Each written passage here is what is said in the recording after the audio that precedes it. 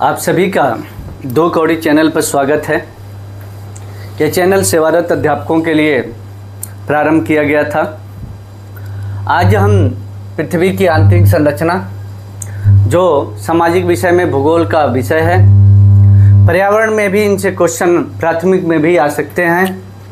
पृथ्वी की आंतरिक संरचना की बात करेंगे। हम सौरमंडल में पृथ्वी के बारे में चर्चा किया था, तो हमने कहा था कि पृथ्वी हमारा जियाइड आकार का होता है, ग्लोब के आकार का होता है, और ये माना जाता है कि पृथ्वी के व्यास 12,800 किलोमीटर लगभग है।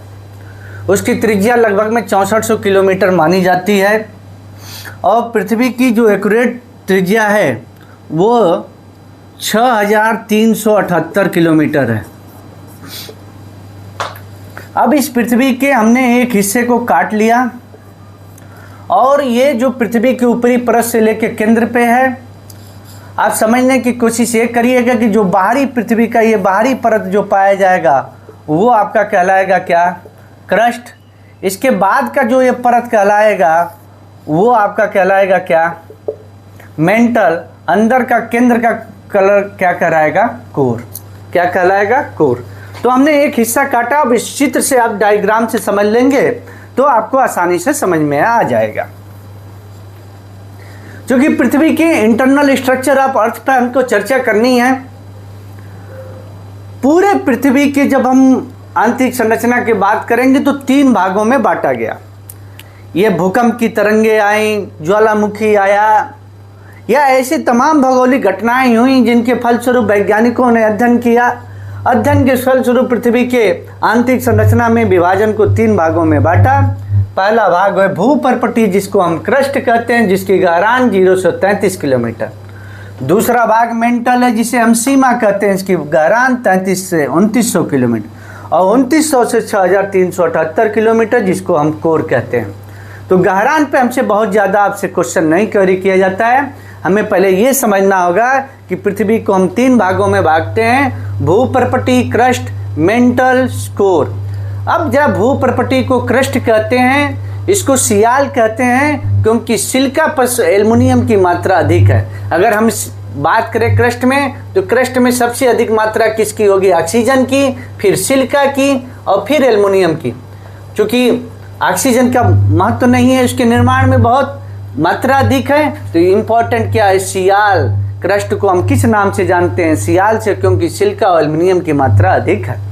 हम मेंटल की बात करते हैं। मेंटल में सिलिका और मैग्नीशियम का मात्रा होती है, इसलिए हम उसको सीमा कहते हैं। तीसरा कोर, जिसमें इसे निकिल और फेरस की मात्रा अधिक होती है, जो अर्ध तरल अवस्था या प्लास्टिक अवस्था में पाया जाता है, और यही कारण है कि जो चुंबकीय गुण पाए जाते हैं इसी कोर के वजह से पाए जाते हैं। जब हम भूकंप में कभी अध्ययन करेंगे प्राथमिक, द्वितीयक, तृतीयक तरंगे, तो उनका क्या संबंध है? इनका बड़ा गहरा संबंध है। उसको हम ज्योग्राफी में जब आपका उस पर डिबेट करेंगे तो वहाँ पर हम चर्चा कर लेंगे।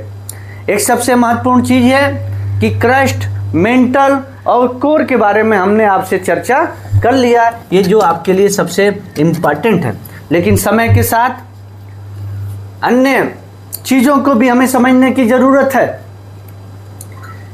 कि वैज्ञानिकों ने उस क्रस्ट को भी 2 भागों में विभाजित किया, उस मेंटल को भी 2 भागों में विभाजित किया, और उस कोर को भी 2 भागों में विभाजित किया। तो सबसे पहले एक शब्द पकड़ लीजिए, वो शब्द कहलाता है क्या? असंबद्धता या असांतत्य।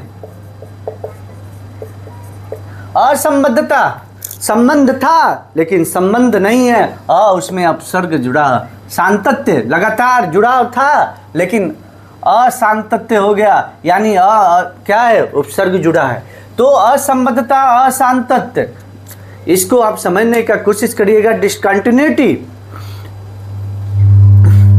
इसको ये क्या करता है कि 2 परतों के विभाजन का कार्य करता है। क्या करता है? विभाजन का कार्य करता है, अलगाव का कार्य करता है। उस शब्द को असंबद्धता, असांतत्य कहते हैं। तो सबसे पहले अगर क्रस्ट की बात कर लें, तो क्रस्ट को मेंटल से किस वैज्ञानिक के अलग ने किया? तो महारोबिक नामक वैज्ञानिक ने क्या किया? अलग किया। किसको? क्रस्ट को, मेंटल को। इसकी मोटी लेयर हमने ब्लैक पेन से बताया है। इसका ये वैज्ञानिक जिन्होंने खोज किया उन्हीं के नाम पे ये पड़ गया, महारोबी का संबंध था। फिर मेंटल और कोर को किसने अलग किया? तो गुटेनबर्ग नामक वैज्ञानिक ने खोजन किया, तो इसे गुटेनबर्ग असंबद्धता कहते हैं। यानी महारोबी का असंबद्धता इसने किसको अलग किया? महारोबी का असंबद्धता जो है, आपको पहला भाग क्या था? क्रस्ट, और दूसरा भाग क्या था? मेंटल, दोनों को अलग किया। तीसरा भाग आपका क्या है? कोर। तो मेंटल और कोर को किसने अलग किया? तो गुटेनबर्ग असंबद्धता, यानी गुटेनबर्ग नामक वैज्ञानिक ने खोज किया, इसलिए गुटेनबर्ग नामक असंबद्धता कहते हैं। और सबसे ज्यादा विभाजन में इन्हीं दोनों से क्वेश्चन आता है, महारोबिक और गुटेनबर्ग। महारोबिक ने किसको अलग किया? क्रस्ट को कोर से अलग किया, क्रस्ट को मेंटल से अलग किया, और गुटेनबर्ग ने किसको अलग किया? मेंटल और कोर को अलग किया। ये आपका कॉन्सेप्ट बिल्कुल क्लियर होना चाहिए। लेकिन समय के साथ इस क्रस्ट का भी दो विभाजन हुआ, इस मेंटल का भी दो विभाजन हुआ, इस लेहमन का दो विभाजन हुआ। अगर क्रस्ट की हम बात करें तो पृथ्वी की जो ऊपरी परत है उसमें जो संरचना है, अगर कैंडिडेट संबंधता जो एक प्रकार के, चूंकि पूरे स्थल मांड में जली भाग है और आपका स्थल भाग है, तो स्थली भाग में के जो विभाजन होता है क्रस्ट के ऊपरी परत के दो भागों में विभाजन करते हैं, यहाँ ऊपरी गतिविधियाँ होती हैं तमाम, तो उसको विभाजन करते हैं, उसे कैंडिडेट असंबद्धता कहते हैं। और कैंडिडेट असंबद्धता समुद्र वाले परत में नहीं पाई जाएगी, महाद्वीपीय परत है। तो क्रस्ट को दो भागों में जो इसने विभाजन किया उसको कौन सा नाम दिया गया? ऊपरी क्रस्ट निचला क्रस्ट का कैंडिडेट असंबद्धता। क्लियर हो गया। हम मेंटल की बात करें, ये मेंटल भी दो भागों में विभाजित हुआ, ऊपरी मेंटल, निचला मेंटल। उसको विभाजित किसने किया? रेप्टी असंबद्धता, क्योंकि रेप्टी नामक वैज्ञानिक ने खोज किया ऊपरी मेंटल और निचला मेंटल। तीसरा है आपका गुटेनबर्ग असंबद्धता, जो था आपको मेंटल और कोर के, जो ऊपरी कोर और निचले कोर को जिसने अलग किया वो लेहमन असंबद्धता कहलाता है। उसने क्या किया? उस ऊपरी कोर को हमने वाह कोर भी कहते हैं, आंतरिक कोर कहते हैं, इसको आउटर कोर भी कहते हैं, इनर कोर भी कहते हैं। यह भी हमें आपको जानने की ज़रूरत है, इस चीज़ को भी हमको आपको समझने की ज़रूरत है। तो ये चीज़ें आपको समझने की ज़रूरत है कि ये आपका विभाजन किया। अब हमको इस विभाजन को याद करना है, लेकिन एक चीज़ और इम्पॉर्टेंट समझ लीजिएगा। यह भी आज वेनेजुएला में भूकंप आया तो तमाम जो प्लेट टेक्टोनिक चट्टानें हैं जो आपस में टकराती हैं, एक दूसरे से संघर्ष करती हैं, जिसके फलस्वरूप भूकंप और ज्वालामुखी आता है। तो ये हमारे यहाँ 100 किलोमीटर की गहराई पे, 100 से 150 किलोमीटर की गहराई पे, यानी आप समझिए कि ऊपरी मेंटल के भाग में